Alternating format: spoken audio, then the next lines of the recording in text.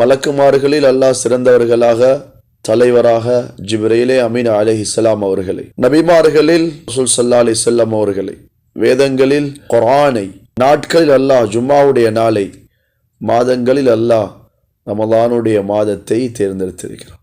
அல்லாஹ் எங்கட உள்ளத்துல உம்ராவுடைய நியத்தை போட்டது ரமலானுடைய மாதம். சுப்ஹானல்லாஹ். சொர்க்கத்தின் கதவுகள் திறக்கப்பட்ட மாதம், நரகத்தின் கதவுகள் மூடப்பட்ட மாதம், அட்டூழியம் புரியக்கூடிய ஷைத்தான்கள் விலங்கிடப்பட்ட மாதம். இது ரமலானுடைய மாதத்துல ஒரு உம்ராவுக்கு அல்லாஹ் கொடுக்கக்கூடிய கூலி எப்படி தெரியுமா? ரசூல் ஸல்லல்லாஹு அலைஹி வஸல்லம் அவர்கள் சொன்னார்கள், உம்ரத்துன் ஃபீ ரமலான் தஅதிலு ஹஜ்ஜத்தன் மஇ. ரமலானில் செய்யக்கூடிய ஒரு உம்ராவுக்கு என்னுடன் சேர்ந்து ஹஜ் செய்தால் என்ன கூலி கிடைக்குமோ அந்த கூலி கிடைக்கும் என்று சொன்னார்கள்.